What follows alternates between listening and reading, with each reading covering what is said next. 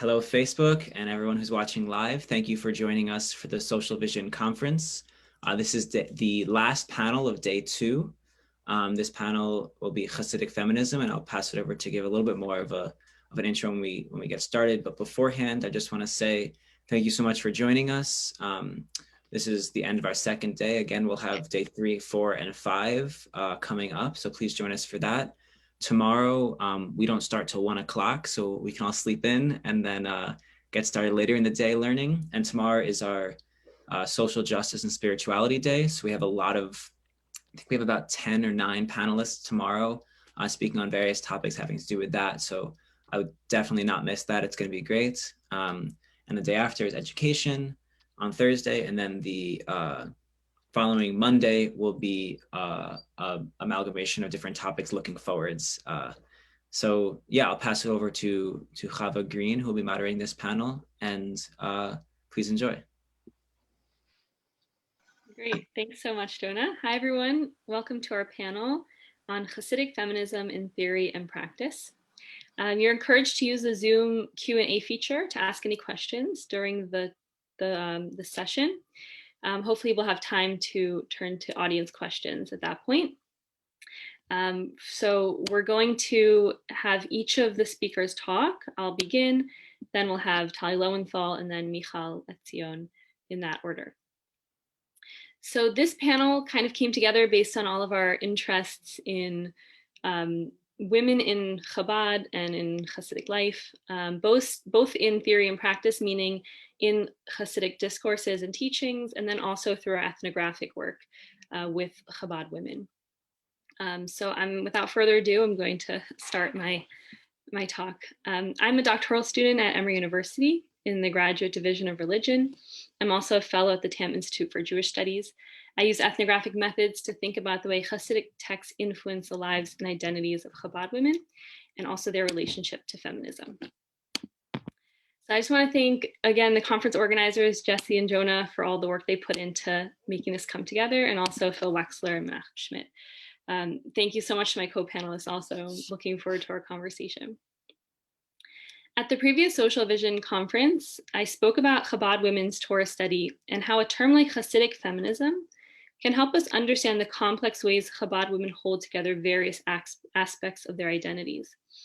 While each Chabad woman obviously is individual with her own unique life experiences, the area of Chabad women as a sociological group is germane to our discussion because I believe because of the public-looking face of Chabad outreach, and also the discourse of Jewish womanhood that the movement seeks to establish. Today, I'm going to focus on the relationship between the Rebbe's teachings as a type of text and the way Chabad Hasidim read them as, in the words of Moshe Idel, strong readers. In Idel's book, Absorbing Perfections, he writes about the arcanization of the canonical Jewish texts over time, meaning the layers and layers of mystical meanings that the texts have absorbed through the Kabbalistic readers who interpreted them. Although he claims that Hasidism was a movement that turned towards orality, centering around the Divrei Torah, words of Torah from the Rebbe, in Chabad we have a circular process in which the written Torah is orally interpreted by the Rebbe in his talks, and then codified into printed volumes. And those volumes then become open to further interpretations from the Hasidim. This multi-layered process of interpretation is what I argue turns the Rebbe's teachings into a flexible dialectic body of work.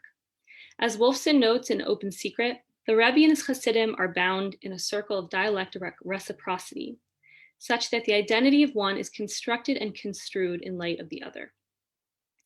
The notion of Hasidic feminism, I believe, is something created in this reciprocity between text and interpretation. In order to look at an example of how this happens, I will consider the variety of interpretations of the Rebbe's Sikha given in 1990 on women's Torah study. I'd like to read the most innovative paragraph of the talk, which I will explain a little bit as I go, and then I will move on to the way this has been understood by Chabad educators. This is my own translation. Quote, "From this we can understand that which is related to the learning of the oral Torah, more than simply learning the laws needed by women. Since after women and girls learn other matters, which will bring them to cleverness or licentiousness," and that's a quote taken from the Alter Rebbe's Hilchas Talmud Torah, "therefore not only is it permitted for them to learn the oral Torah, but more than this, based on the reason of the law itself, they need to learn the oral Torah, not only to learn the verses of laws without the reasons, but also the reasons for the laws, even the complicated back and forth of the Talmud, since it is in the nature of a person, man or woman, that they have a greater desire for and pleasure in this type of learning. So those are the Rebbe's words about women's Torah study. Here, the Rebbe makes unequivocal statement that women must be learning the oral law based on the spirit of the sources that previously had prohibited it.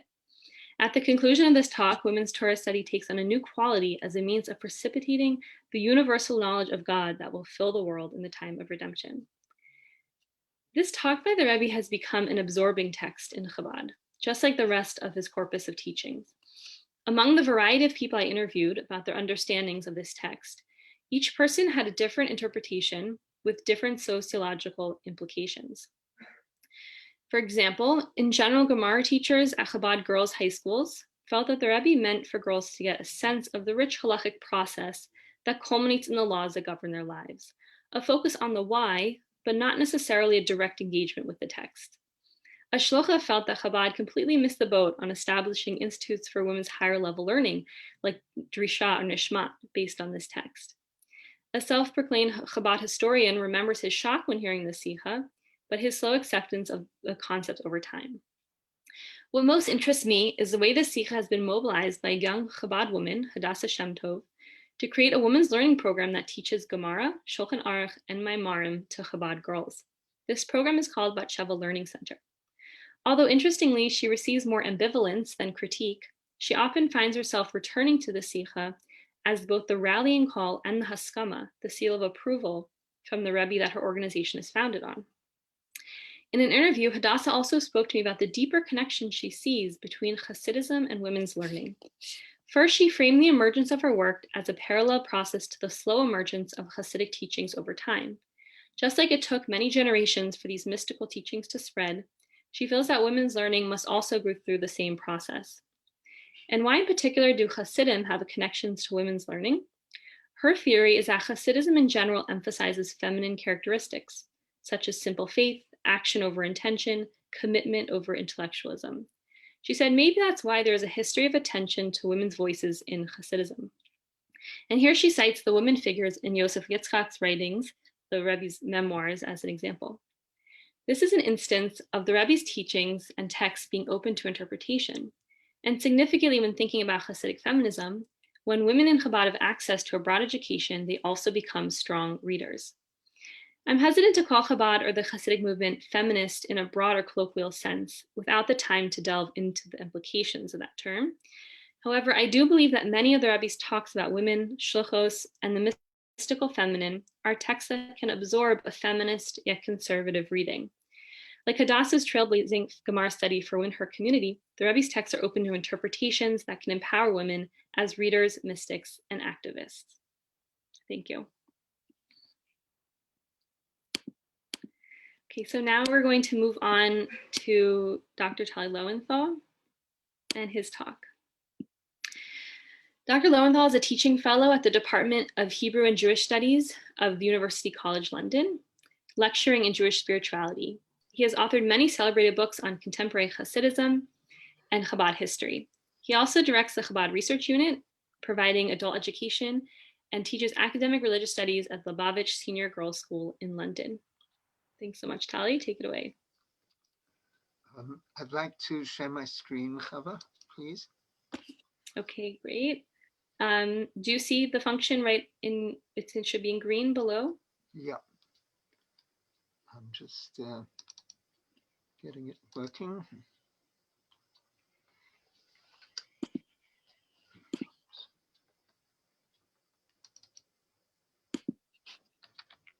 Right. Okay, thank you.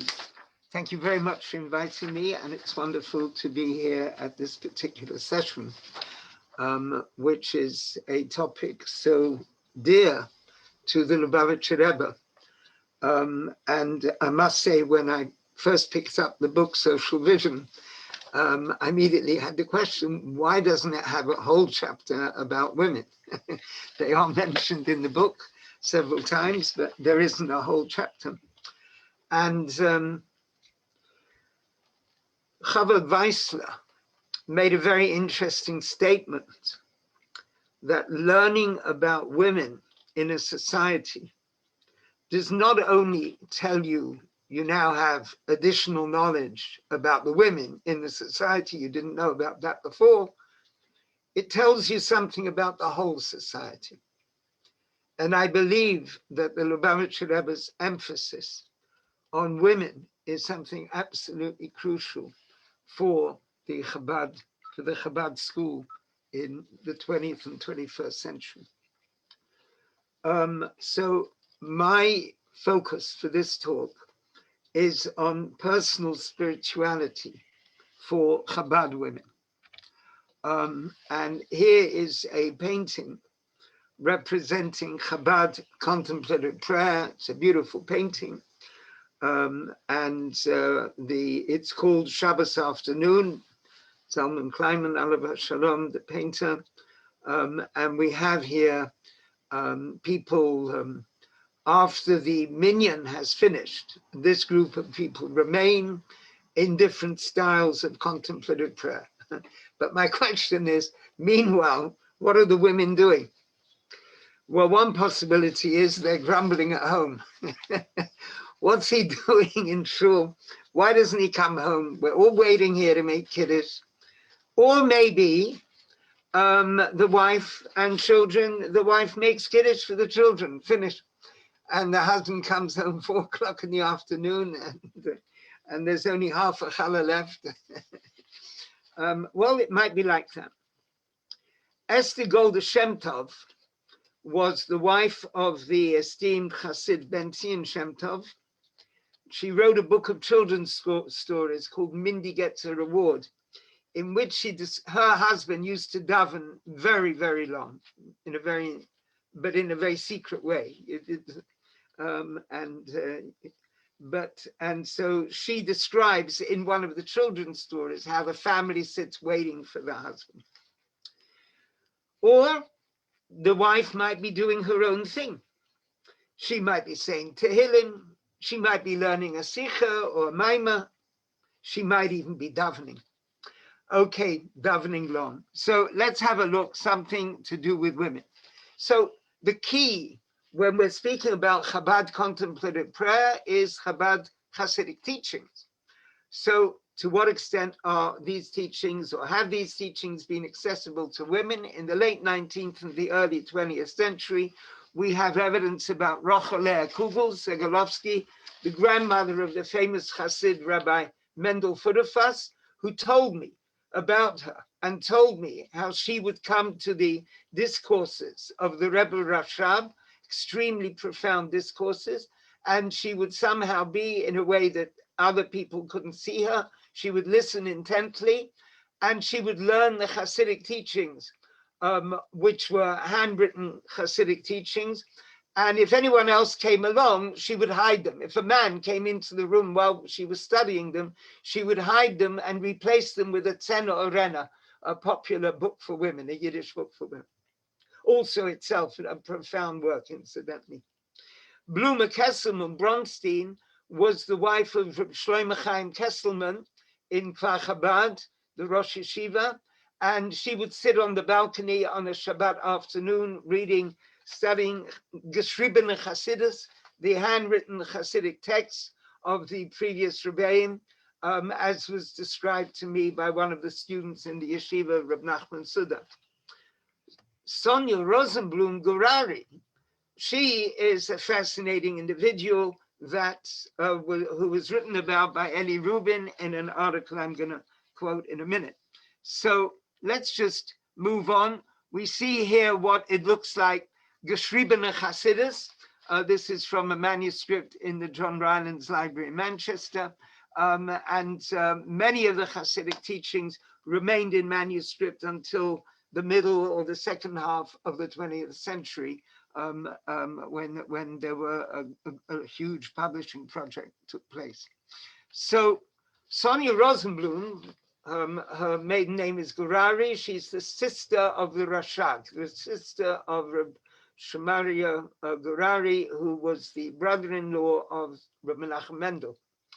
So her husband would wait for her to finish her intensive prayer before he would make Kiddush on a Shabbat afternoon. So a fascinating woman. And there's an extremely profound letter by Rabbi Yosef Yitzchak to her, which about before he became Rebbe, incidentally. It's estimated to be around, it's something like 1915. And a fascinating text in itself that Eli Rubin has written about, and I suggest to everyone to look up his article. So these are now, as a number of people have written, Ada Rappaport Albert and others have written about the way certain people, certain women from top families very close to the Rebbe, they would have some kind of in, but what about wider circles? So to get to wider circles, we moved through the years, we moved to Riga in 1940. Well, in fact, a little bit before that, I think 1937, 38, the group of Achot Hatmimim were founded. And this was founded because a particular individual, his son was getting married to a Lubavitch girl. And this was someone who had Dubin, Mordechai Dubin. He had come close to Chabad. He was a prominent figure in Riga. And he found out his future daughter-in-law didn't know anything about Hasidic teachings. He must have thought, what's my son going to talk about with his wife?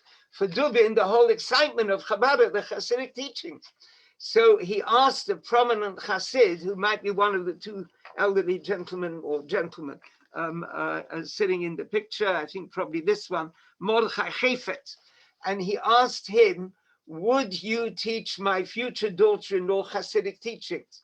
So Chefetz wrote to Rabbi Yosef Yitzchak Schneerson, the sixth Lubavitcher Rebbe, who was at that point in Otwock in Poland, and asked him, should I teach this girl Hasidic teachings?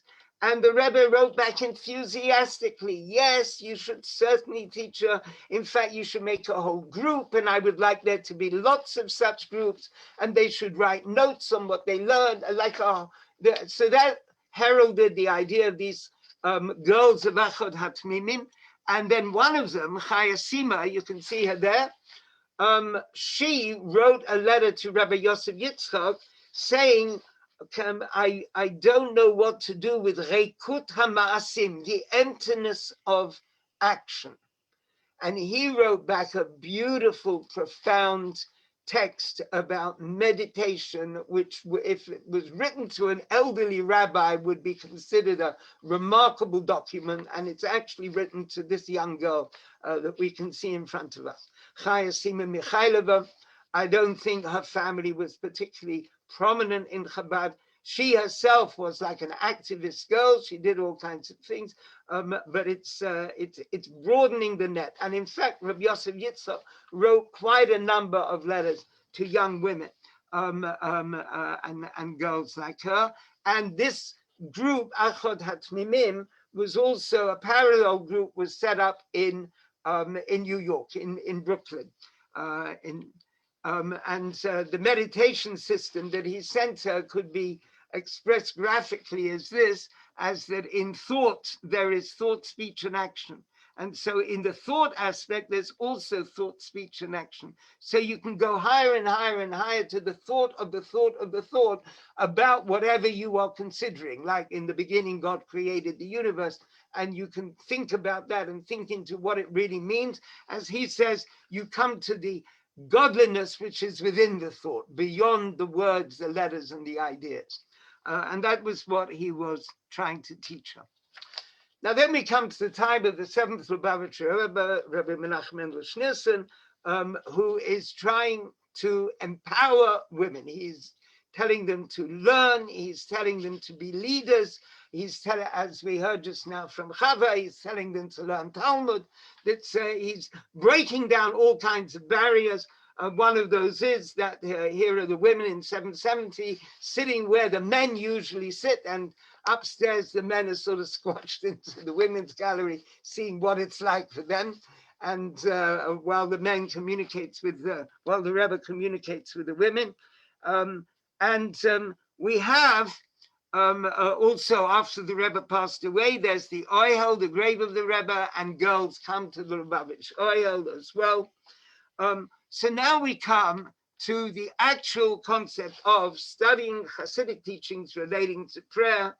In 1954, the Rebbe wrote a letter saying that halachically, it is right for girls to learn Hasidic teachings, not just, we let them or something like that. They should, they must, because there's a principle that a girl should study, or a woman should study those Torah teachings which help her fulfill the mitzvot that she has to fulfill, like the laws of Shabbat.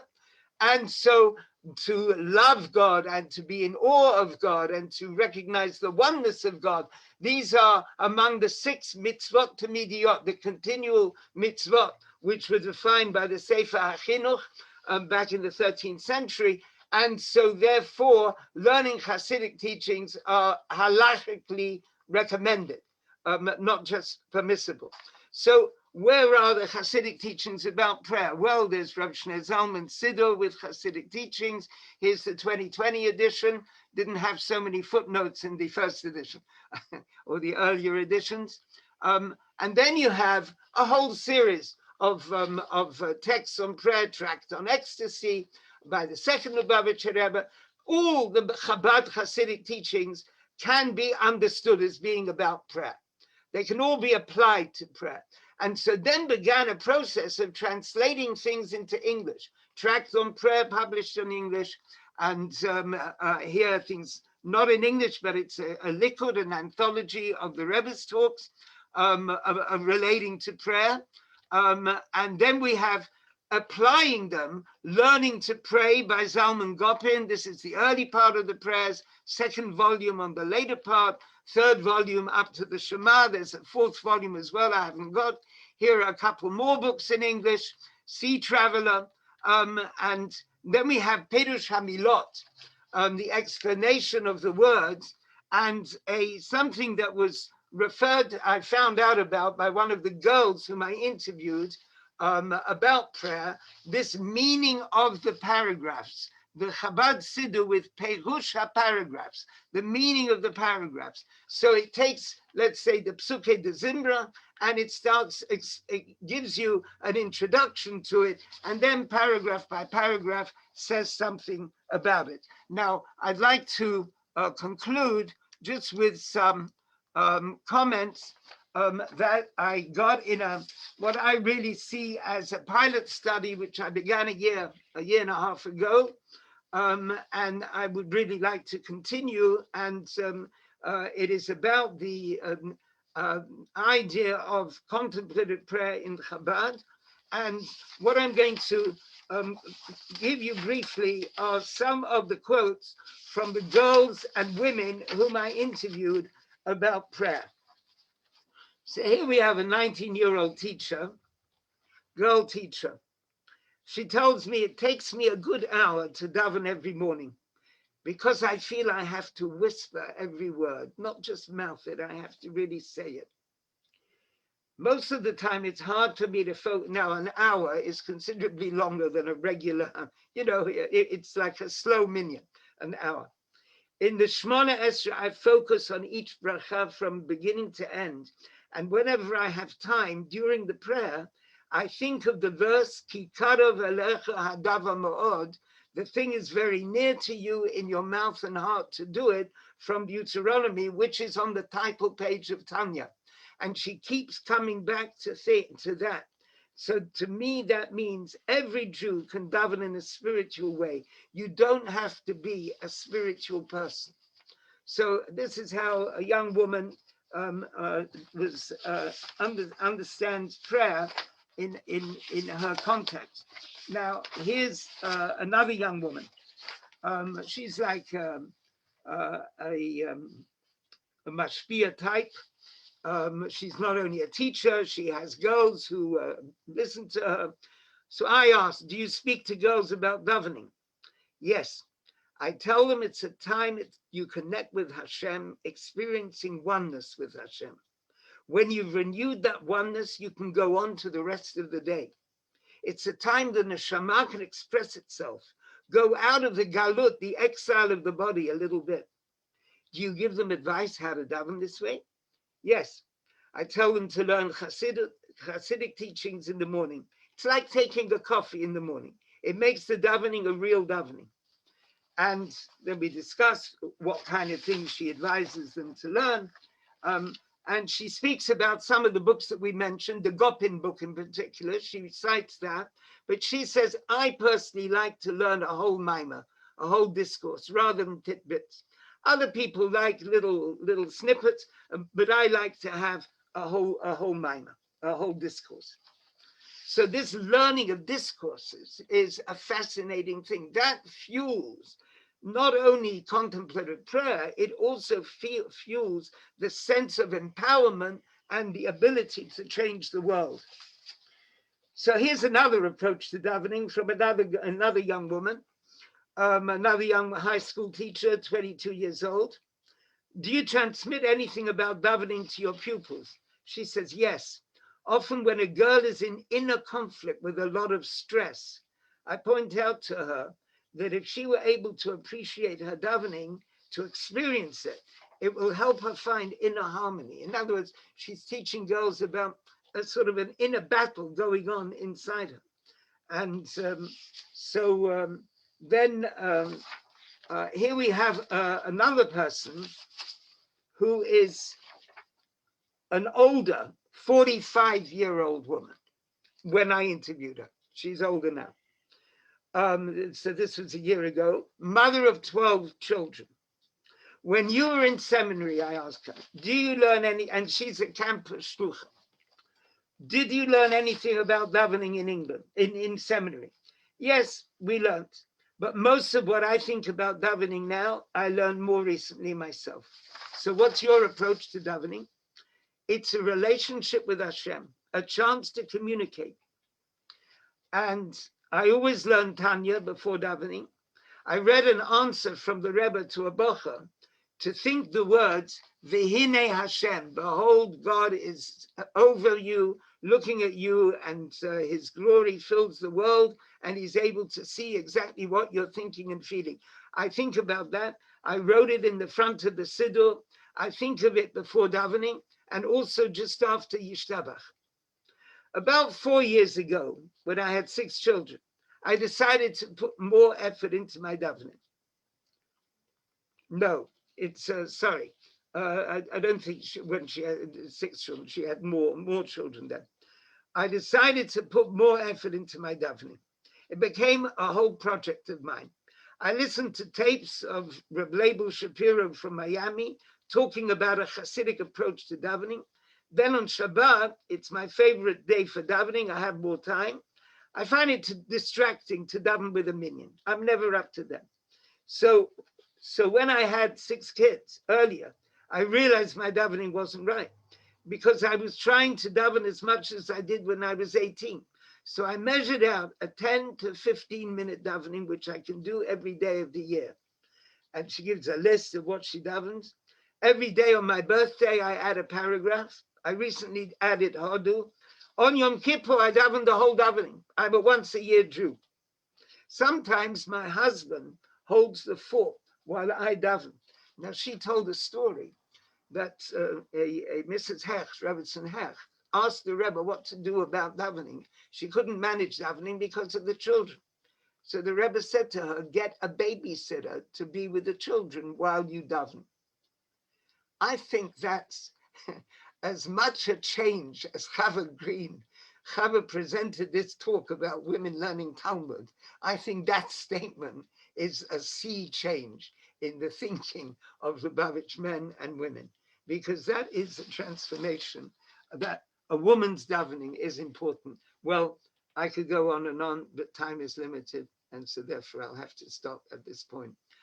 But I do believe that from the fact that women, some women, are able to think about davening in this kind of way and impart it to others. This 45-year-old woman I was speaking to, she imparts it to her children. I interviewed 2 of her children, one a boy, one a girl. And for both young children, 13, a 12-year-old boy and a 15-year-old girl. Both of them, for each of them, davening is tremendously significant. And I believe that makes a healthy society. Women are davening, men are davening, together they're changing the world. Thank you. Beautiful, thank you so much. So interesting. Okay, now moving on to our last speaker, Michal. Michal Etzion is a doctoral student in the Gender Studies program at Bar-Ilan University, planning a dissertation on the subject of Chabad Shlichut. Her research interests include motherhood, feminist theory, religion, and Jewish studies. Let's unmute you, Michal, 1 second. Can you press your unmute at the bottom? Okay, perfect. Okay. Yeah. You hear me? Okay. Thank you so much for the invitation to the second Social Vision Conference to the Hasidic Feminism in Theory and Practice. And thank you to conference organization, Jonah and Jess and Philip Rexler and Menachem Schmitz for your offers. Thank you, Rabbi Tali and Chava for the insightful talk. Enjoy them very much. And I want to continue both of you have a point of regarding the activism of Chabad women and also Rabbi Tali and Chabad as a feminist movement. My talk will be from the eye of the feminist conception. As Philip Wexler wrote in Social Vision, the Rebbe offered advanced social justice. Of course, he was very involved in the social mode around him. In addition, his basic roots of mystical justice, he gave a lot of attention to the women's position. He saw the women as the only ones who can achieve the unbreakable change from Sinai Mountain. Based on the Kabbalah and Hasidism study, the Rebbe insists that the women's role is of equal and in many ways superior to that of men. But the question is, does Rabbi Menachem Mendel Schneerson's positive attitude and activity to empower women can be considered him as a feminist? And the Rebbe certainly did not see himself as a feminist, but as one who presents an alternative to this movement. In one of his conversations, he referred directly to the American feminist movement with sharp criticism.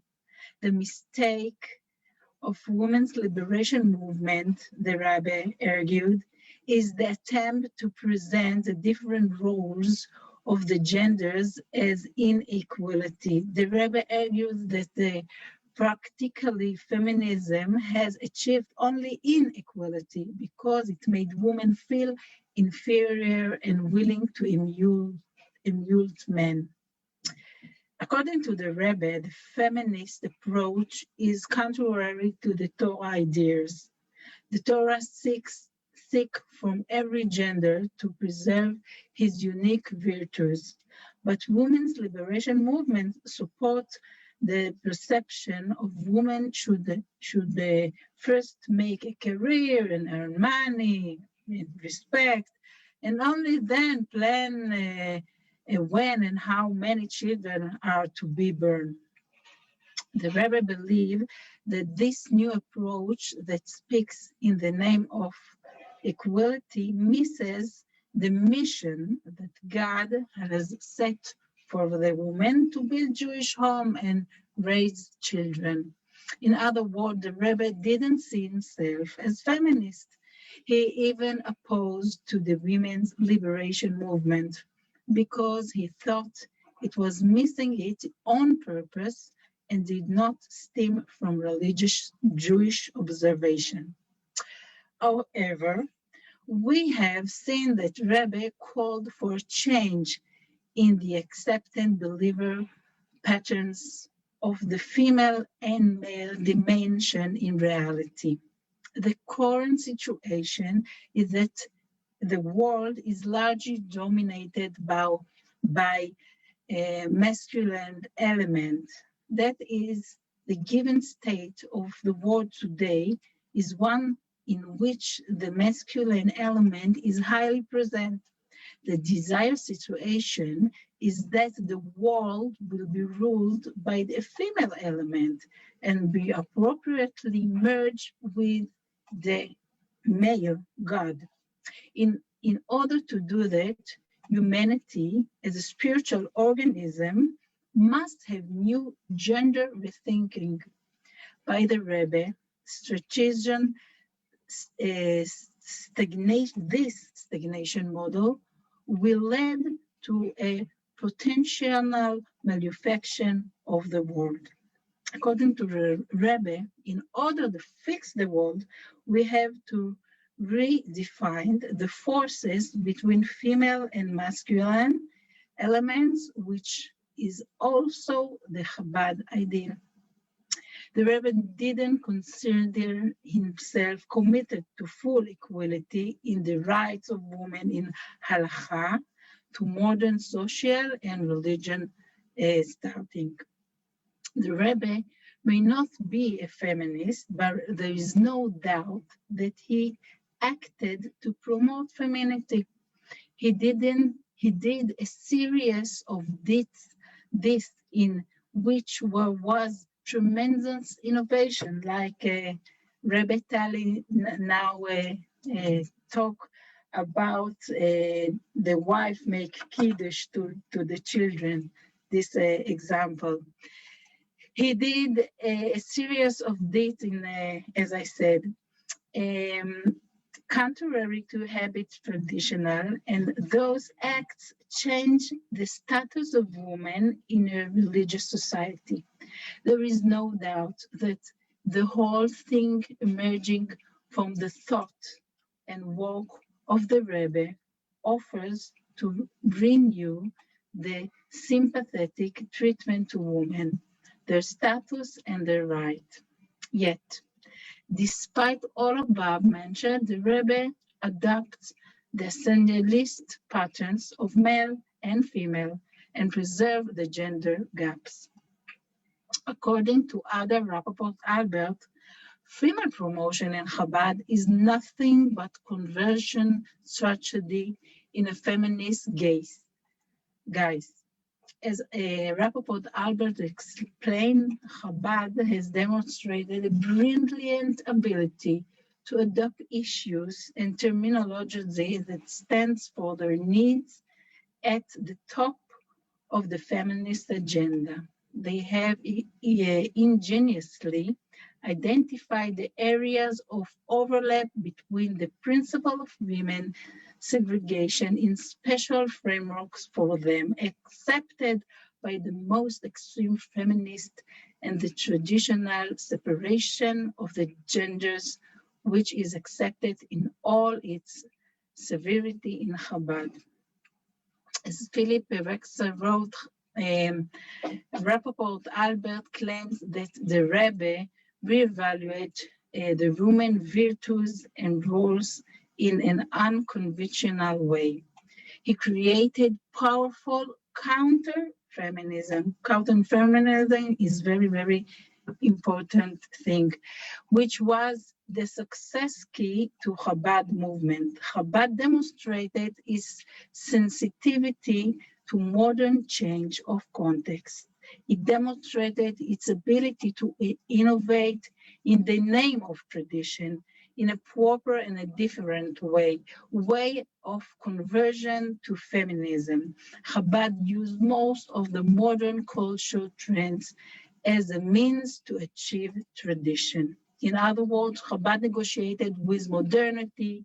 They understood the challenge in the universal post-enlightenment epistemology of people. Modern Chabad leaders adopted the codes of communication and rhetoric to appeal the modern sensibility. They also responded to the modern feminism by assessing and calibrating the role of women in their movements. They exercising the modern rhetorical strategic intentionally in order to protect tradition. They adopted an internal assumption in order to create counter-feminism, which would empower women without disregarding traditional basic gender rules. And one more thing is very important to me. What is the other way around? I mean, how the feminist movement relates to Chabad Shluchot and which place they can locate them in the feminist thing. More recently, scholars have shifted their focus to non-liberal women religious goals and desires. I mean, Chabad women, the religious women, their piety and submission. For example, in order to develop new approach to study of religion and gender more broadly, non-liberal religious women's critics of secular world, especially goals for individual freedom and autonomy, require that scholars acknowledge the secular liberal assumptions that are at the foundation of their disciplines and research questions. For example, Saba Mahmoud is Islamic scholar, uses her study of Egyptian women's involvement in the mosque movement, part of the wider Islamic revival, to show how liberal beliefs about action, freedom, and individual have been naturalized in feminist theory. That the desire to grow closer to God and create more ethical world can be as meaningful and legitimate for some women as gender equality or progressive change for the others. In addition, a Christian example, in different culture and religious contexts, a scholar named Mary Griffith, study of women Anglo movement and evangelical Christian prayer network in North America, similar argues for more complex understanding of concept of agency through an analysis of religious submission, which shows that evangelical women's submission to practical religion hierarchy does not preclude their individual autonomy or fulfillment. Those scholars and others attend to non-liberal women's religion activities in order to develop approach to study of religion that are unbound to secular liberal assumption about person, power, and action. And I ask, what about Chabad Shluchot? Chabad Shluchot can be located as acting with a special power and action in an ultra-Orthodox community. Their efforts expressed in agentic individual autonomy behavior. They conform to the practice of spreading and persuading Jews to observe more mitzvot and to be part of Chabad Hasidism concept. Maybe we can call Chabad Shluchot Messianic feminism. Thank you. Thank you so much, Michal. Tali, if you want to also turn your video back on and we can have a conversation. Also, if anyone in the in our audience would like to send in questions, feel free. So I'm happy to start off our conversation a little bit, and then Tali and Michal, please feel free to jump in with comments. There's so much to say. I think Michal and I both working on our dissertations about this. There's many different aspects of this conversation that we're bringing together. And I love how you spoke both about kind of the Chabad look at the women's liberation movement, especially from the Rebbe's perspective in the 60s and 70s, but then also how more contemporary feminists have looked at religious women. Sab Mahmoud is a big inspiration of mine as well, as a different way to think about the relationship between liberal secular feminism and religious women. And I think something that's important that Mahmoud does is think about how feminism is operates as a term in a totally different way when you bring it out of the kind of, geopolitical world of North America and you bring it to where she is in Egypt. But I think it's interesting because even though Chabad women are so enmeshed in my experience in the US and American society, they still have aspects of their worldview that are completely different. And they stand in a certain distance from kind of the general milieu that they're in, especially as shluchos, because they're both within the society they want to affect, but then in their homes, they try to maintain that sense of being Chabad and having some sort of boundary not being in a Chabad community themselves. And so just in general thinking, Mahmoud talks about what are ways we can think about human flourishing or what makes a good life that is not confined to secular feminist ideas. But on the other hand, we also see that within Chabad, as Tali spoke about women's own davening, and you spoke about how the messianic change of going from a masculine way of the world operating to a more feminine way of the world operating. I think in there we have a unique kind, what you could call a feminist discourse of the rise of the feminine. And it's in a lot of ways very different from kind of the ways modern feminism has evolved, but I think it ties back to some of the radical feminism of the 60s, which was about womanism, women's spirituality, the feminine. And a lot of that has become kind of subsumed, I think, in feminist discourse today. But it's something that kind of lies at the foundation of what we might call, you say, messianic feminism, or what I call my research, Hasidic feminism. Yes.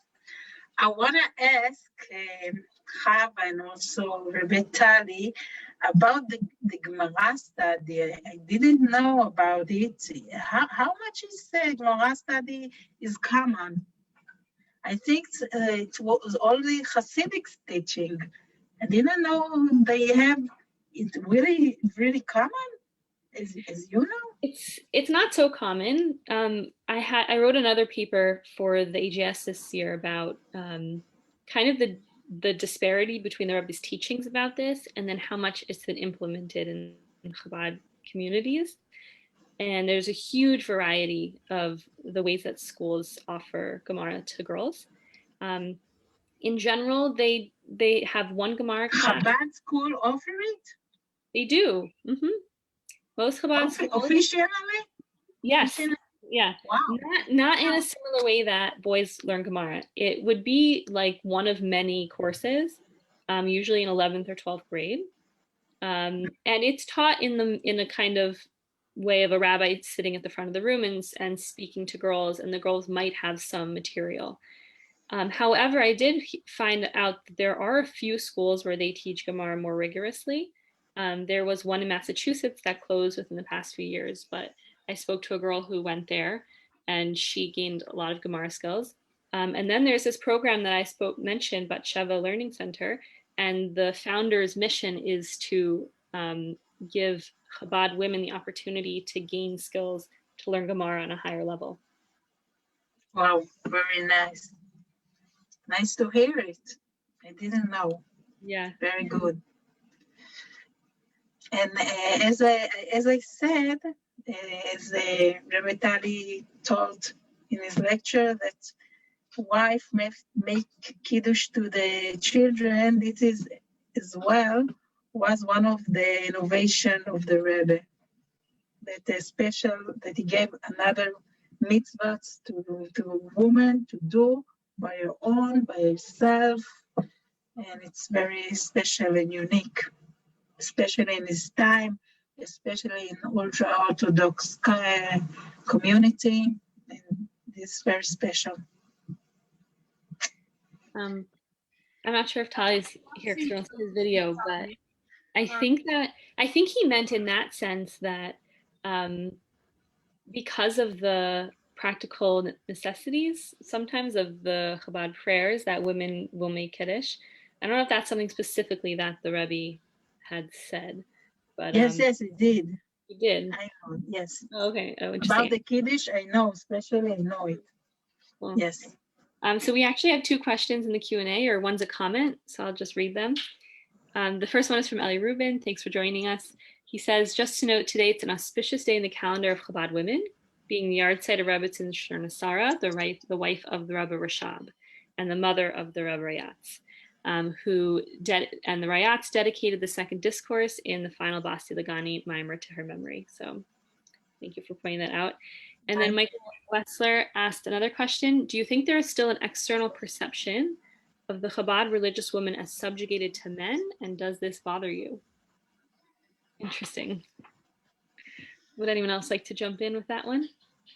Generally, as a feminist, it does, but I accept the Chabad conception.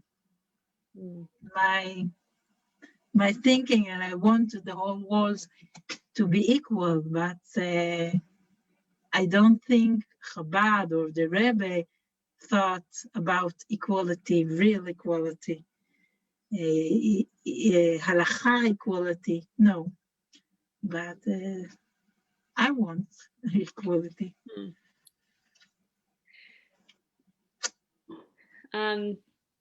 I mean, it's hard to say. I think within communities where people have met Chabad women, they're much less likely to say that they're subjugated to men. I think, like Michal mentioned, most Chabad women come off as very self-empowered and agentive.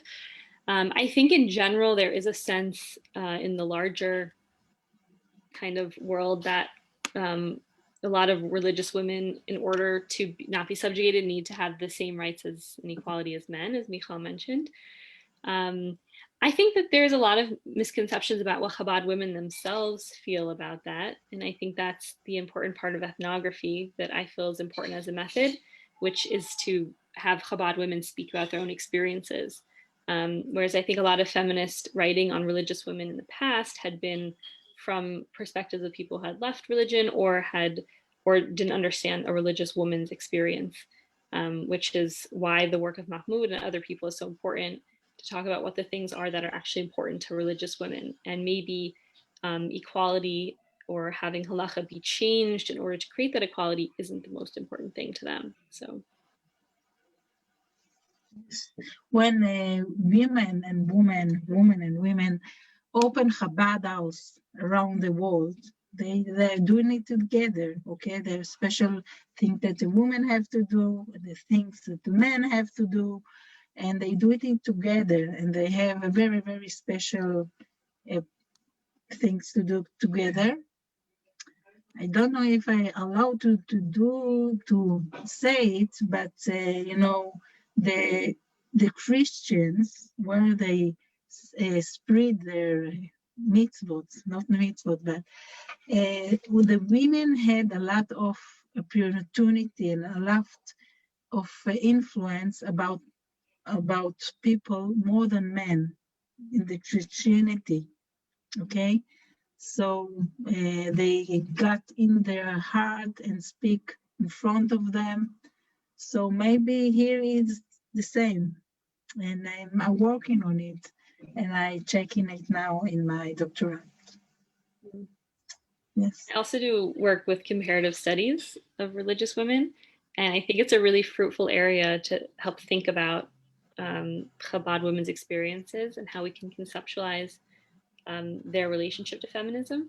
There's been a lot of really interesting studies about evangelical women, like you mentioned. Absolutely. Yes. Tali, do you want to say anything? Yeah, I'm sorry. I've been having terrible problem with my computer, so I've come in just on the phone. So I'm awfully sorry. Can I just make two comments? Sure. First of all, Michal, working backwards, it was fascinating what you're saying, but I'm reminded of a yechidut that I had with the Rebbe. And at that point, I was already, I think it was my second yechidut when the Rebbe agreed that I should switch my doctorate to be writing something about Chabad rather than about another branch of Hasidism. And the Rebbe said to me, don't present Chabad in terms of a specific philosophy. And I was very intrigued by that at the time, because that wasn't what I was thinking of at all. I was more concerned about comparing with different religions, like Hinduism or something like that. So I said, no, I wouldn't compare with a different philosophy. And then in later years, I got very involved with postmodernism and seeing Chabad as postmodernism and this and that. And it occurs to me now, listening to you, this discussion where I think I think you're quite right, Michal, in what you're presenting. It's not feminism. You can see feminist elements, as Ada put it in an article she wrote about her first article on women in Hasidism, using feminist language, but it's not feminism, and it's absolutely true that for the Rebbe, the traditional role of the woman as the mother and the cook and the person who is, the mistress of the home and creates the atmosphere of the home, and modesty, all those elements are the empowerment of the woman to change the whole universe. It's that way that the woman is going to fulfill what it means being a woman, which is such a unique concept in the Rebbe's teaching. Ada's last article about women I'm not sure. So she wrote about the woman as tzaddik in Chabad, and the way in which the flow comes through the woman into the world. I remember when she was writing this article, and I was, I thought she was going a bit over the top, but in her presentation of woman as tzaddik. But it's a very interesting concept. The woman is really the key, but it's woman as woman. It's not woman imitating man. The only thing is, at the point when the Tzav HaSha'ah, the decree of the the demand of the moment is outreach, the Rebbe presented the woman as being better in outreach than men. And I think that was a very crucial concept. He says the man's method is to conquer, is to force people to do things. The woman's approach is to make a person feel that's what they want to do. And that's the approach that women should carry out, and men should learn from women. And I remember having a conversation about that with Ada Rappaport and Alea Shalom, and she said, "Oh, the Rebbe's a feminist." So he's a feminist in the sense that he sees the woman as having this crucial power.